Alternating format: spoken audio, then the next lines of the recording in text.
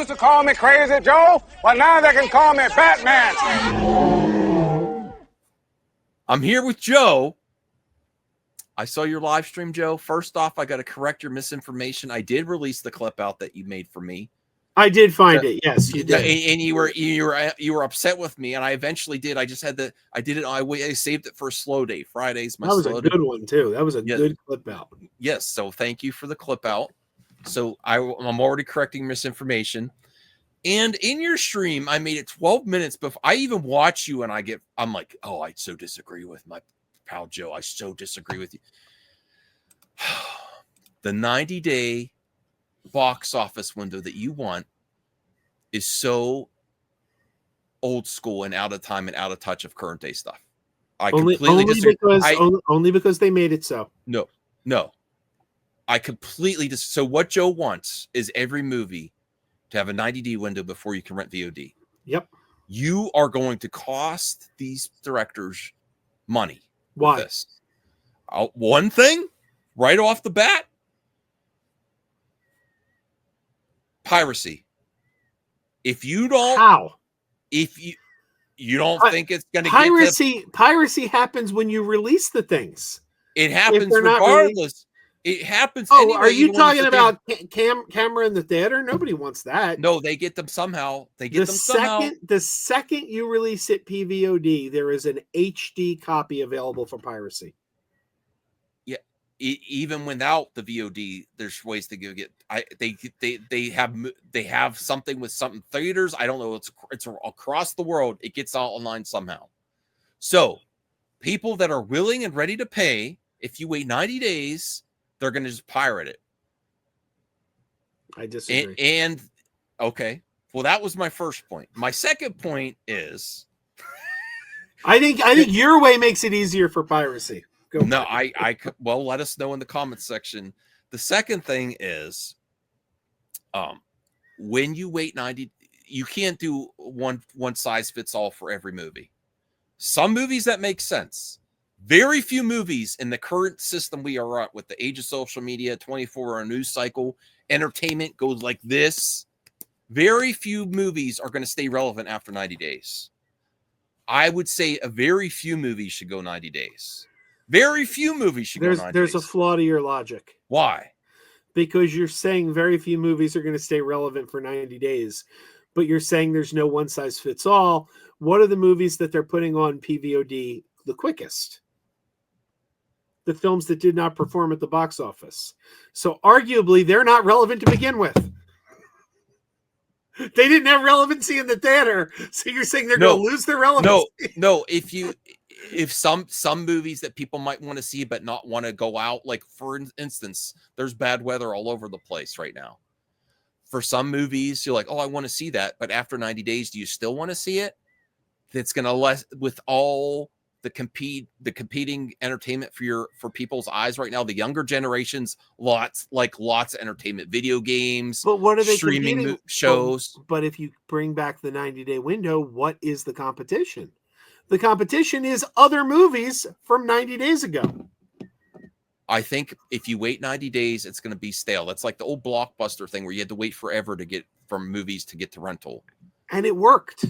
It worked but now there's streaming TV series to talk about. But do you know when it stopped working? The 90-day window worked.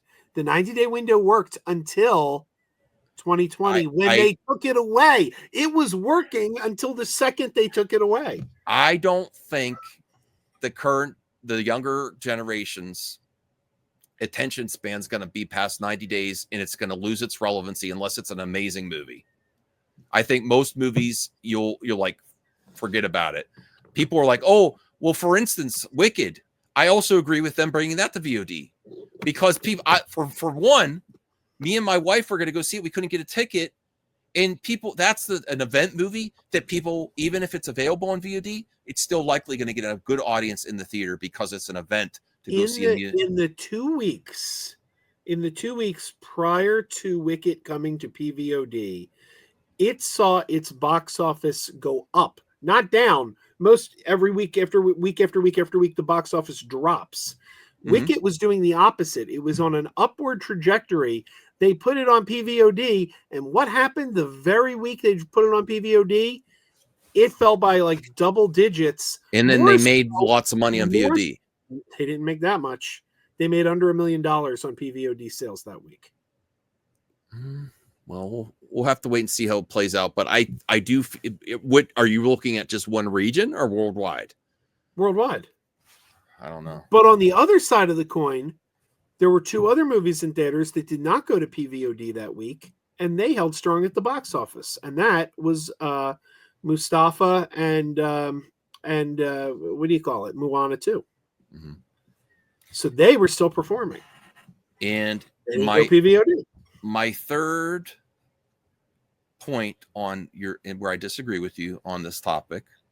I would love if everyone just rushed back to the theater. But wait, let me ask you this. You're saying it's going to lose relevancy. Yes. Wicked, most titles. Wicked, not all. A film that is Oscar caliber, that they're talking awards. Yeah. And there's a sequel because it ends in a cliffhanger. There's a sequel coming next year. You don't think that's going to be relevant in 90 days? No, I said most. Wicked is one that they could have done that for, but I don't disagree with. I think there's money to be made in VOD, and of course, but the same money is still there in 90 days. My third biggest issue with you is when you talk about this, I feel like you sound like an out of touch executive. The times have changed. The out of touch executives are the ones making this mistake and putting them on PVOD too soon. No.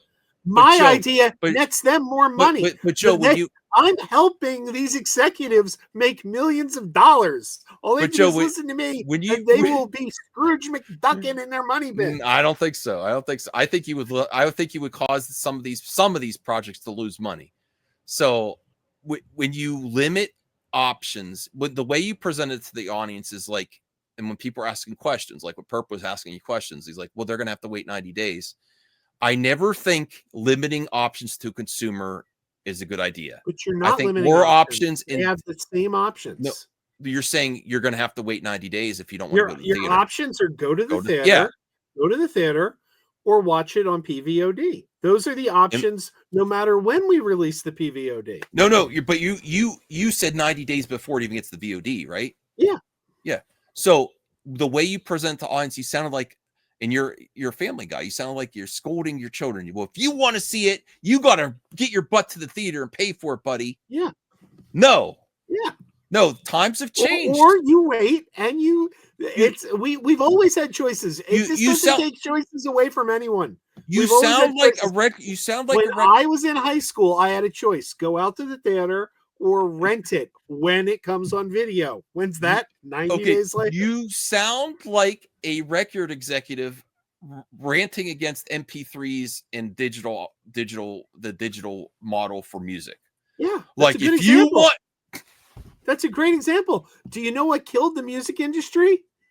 Not advancing with the times fast enough. You're like, if you want to listen to the music, you got to buy the album at Best Buy and Walmart. Yes, the music industry got nuked by the digital, and they were forced to evolve. But here's the thing: the record industry is not what it once was, and that's I know. And here's the thing: the movie theater is on that precipice, and they're the new record industry. Yes, to save themselves. They have time to fix the situation before they turn into the music industry. There's no fixing it. You got to evolve with the times, adapt new methods, adapt the VOD strategy. Not every size fits all. It's a great thing you're not a businessman, because you're basically saying I should evolve with the times and make a lot less money. No, evolve with the times, adapt the different strategy for each project. Some movies, yes, 90 day. If it's extreme, the strategies that are failing. That you don't. How do you have all the insider numbers that they're failing? VOD is failing. We can see the numbers. I don't know. I'll have to do more research on that. We can see the numbers. We saw the drop in. I feel like the movie industry is the new record day. Like, look, print is still. Do magazines still exist? Yeah, the good ones, the exceptional stuff. Does do albums still exist? Yeah, people still buy Taylor Swift. Do they buy everybody's album? No. Your plan for these companies to evolve reminds me of Dr. Evil. Why make billions when we could make millions? No, you can make lots of billions if you adapt current release methods, and it's not one size fits all on every project. It depends on what it is. So people still buy Taylor Swift records, but the record industry is not what it once was, and the movie industry is not going to be like it was before, Joe. It's just not. Look at Disney. Look at Disney. Disney embraced the getting things on PVOD really, really quick. And do you know what they found? That wasn't working. They totally backtracked. What is the most successful studio this year? What studio bombed it out last year and did a complete turnaround? I have a response for you, Joe. It wasn't VOD that didn't work. It was day and date. There's a difference. So VOD, they found day and date. It was not enough of a draw. Yes, but wait, day and date ended like 2-3 years ago. Okay, well, let me finish though. So day and date was an experiment during the pandemic to see if it gave a huge boost to their streaming numbers. It did not provide a big enough boost to these streamers to justify releasing your brand new movie day and date. But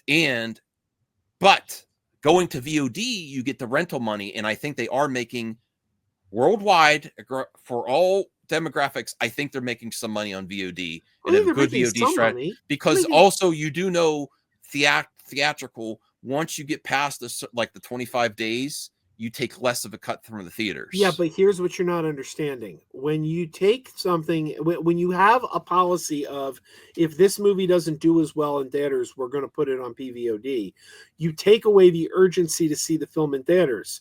And that hurts the film early on. I always say, go back to what's it called? Furiosa. When that comes out, everybody's like, this movie didn't do well. Why didn't this do well? But what had happened the week before? The Fall Guy hit PVOD. Now imagine you're the average Joe who doesn't follow these things very closely. You don't know that some films come quicker than others. You just know, I put on Amazon and there's The Fall Guy, which just opened less than 30 days ago. And you go, this is on Amazon already? And then you see a commercial, come out and see Furiosa. And you go, I don't got to see that. It's going to be on PVOD next week. So every time you rush one to PVOD, you're actually hurting future releases. And I'll tell you where that really hurts the box office. We hear people say, what happened to the mid-budget movie? All these things are big blockbusters, and it's like, that's because that's all the market will sustain now. If you kept some of these 90-day window big movies in, it's going to hurt the other movies too.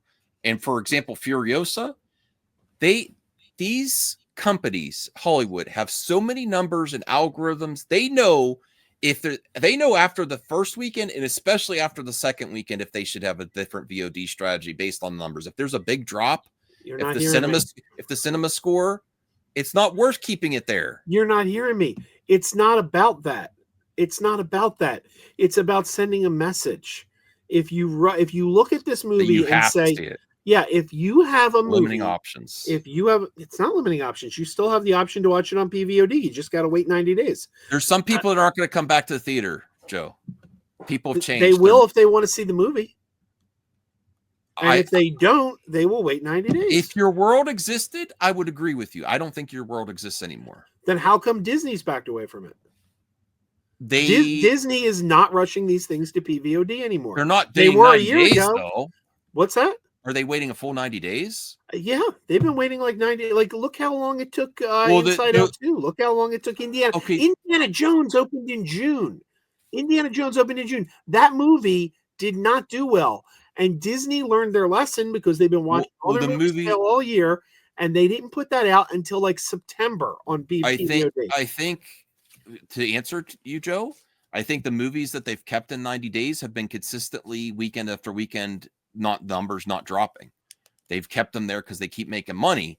Where some of these movies that go to VOD, you have like a second weekend drop. They're not like they've done it with all their movies, though. They've done it, but they've had a good streak this year. They've put a good streak of quality. I know it's subjective quality movies that. But where did it start? It started last year. It started last year with the movies that were failing. I think it was I think people wanted to see these movies. What were the ones that succeed from Disney last year? But Well, it's the accordion effect. You got to remember, it's the accordion effect. If you make a change in strategy, you're not going to see the results right away because the audience has to catch up and realize you had a change in strategy. So last year, you got Indiana Jones, and you've got yeah, but its second weekend was soft. I remember there was a big drop. Yeah, I know, because everybody thought it's going to be on streaming in a month, but it wasn't. We don't know that for sure. That's a good theory. It's the same thing with the Marvels. When the Marvels came out, it bombed at the box office, and I said right then, this is going to do great on Disney Plus. And what happened? It did great on Disney Plus. It's not that there wasn't interest in the movie. People wanted to see the movie. They just thought, I don't need to get out to the theater. It's going to be on streaming. I don't think that's why Marvels failed. I love the Marvels. I love the cat scene too. But Captain Marvel, I know there's the argument that that movie was in between the Avengers and Infinity War and Endgame, which I don't even subscribe to that one. But at the end there was a big Easter egg for Captain Marvel at the end of one of those movies where actually before he gets snapped, he takes the pager from Captain Marvel. That really helped that box office. And I love the character. I think it did decent. I love that movie. I hope they make a third one. I don't think they will though. But that character hasn't caught on with the mainstream, whether I like it or not.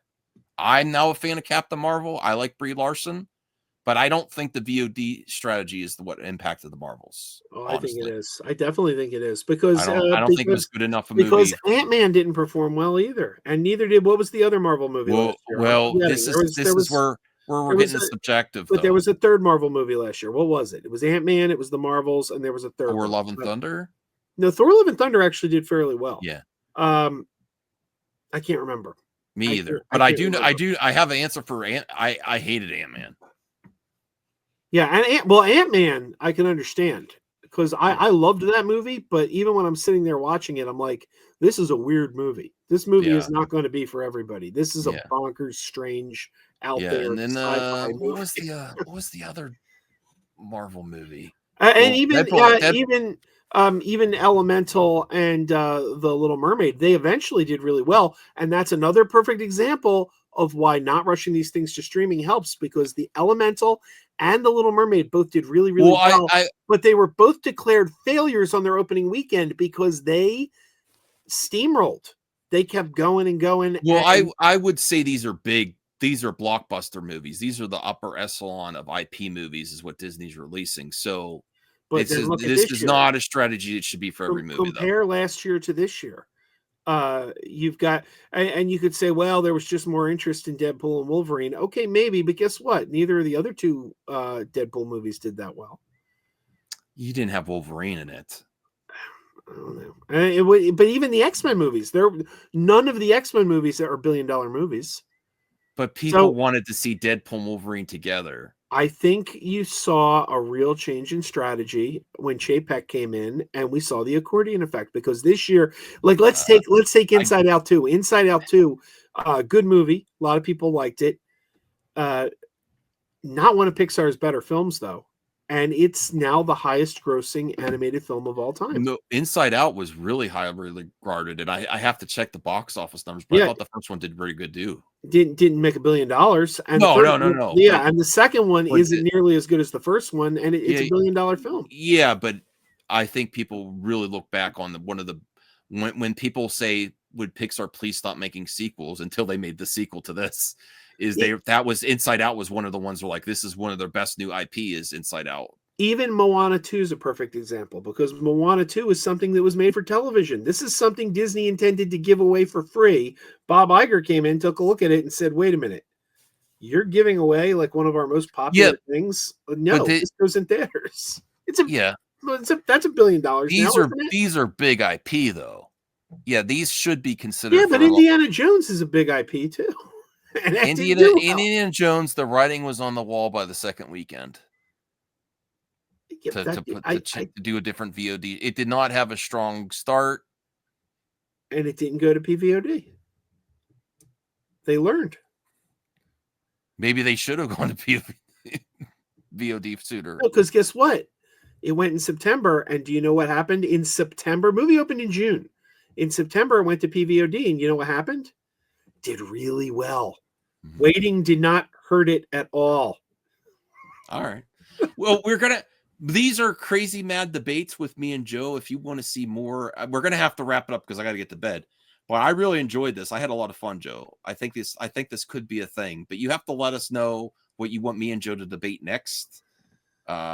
This is all into good fun, and let us know if you're Team Max or should we say Team Max or Team Joe or Team Krazy or Team Mad? I don't know. I think our next debate I think Team Mad or Team Krazy. I think our next debate has to be the movie 7. Was it any good, or were the previous 6 much better? All right, you had to end with the dad joke. I have to rewatch that movie, and then the next debate, I'm not even talking about here. If you stay to the end of this video, let us know. But I'm just saying the next one is, should they have released the Snyder Cut? And don't even give a hint, because I'm going to I need to get to bed, because this is going to keep me up all night, this next debate. I can't do this on a Sunday night, this one. I can't do this, and I can't even know where that's going to be the next one. Look at those evil eyebrows. Like, no, okay. So if you want to see that crazy mad debate, let us know, because I have strong thoughts, and I know Joe does. And we'll see you next time.